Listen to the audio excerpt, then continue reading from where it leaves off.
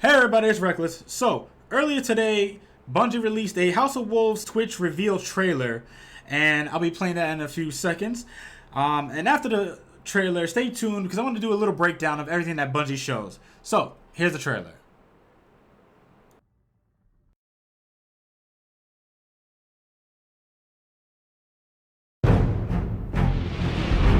The Wrath of the Queen welcomes you, Guardian. You are cleared to dock at the Queen's Bay.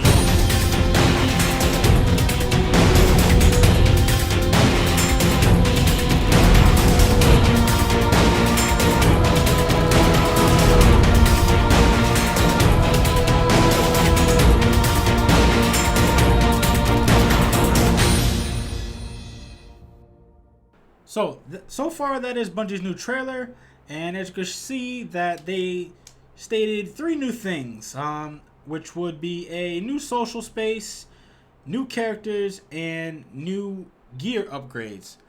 But there's plenty of questions that still remain about everything that they're going to do for this reveal, and I'm pretty sure they're going to let us know tomorrow about that. Now, for a little bit of breakdown of everything that's going on. As you see in the picture right here, this is going to be the new social space that Bungie actually spoke of. Now, this social space is actually going to be like the tower for the Guardians, but on the Reef itself. And this picture is the same area, but a different camera view. But in this picture, you can actually see a little bit more of the social space that's actually going to be given to us. So, take a few more seconds to look at that real quick.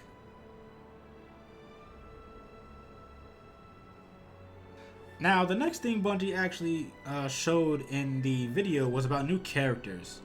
Now, what I actually want to get into it about it a little bit more in depth about it. If the new social space is supposed to be like the tower, the new characters pretty much going to be new vendors, possibly a new place where you can get shaders. Pretty much everything you can get on the tower, you could probably get at the Reef. But I guess I want to say in like a more Reef fashion.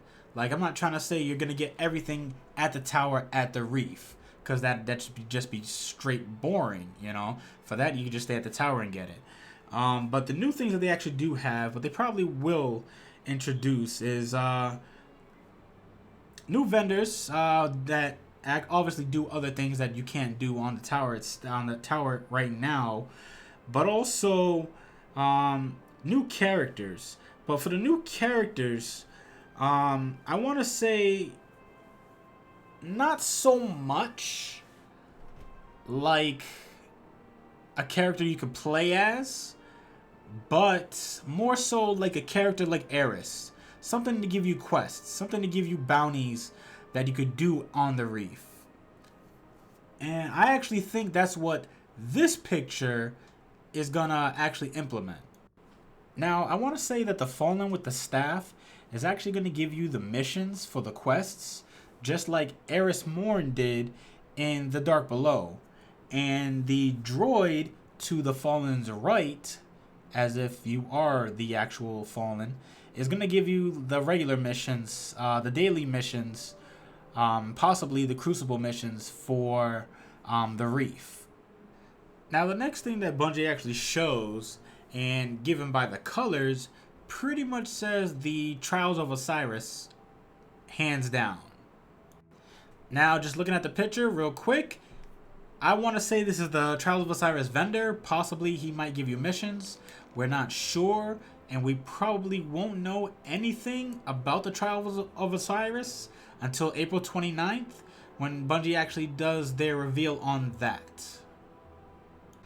And the last thing that Bungie actually showed was new gear upgrades.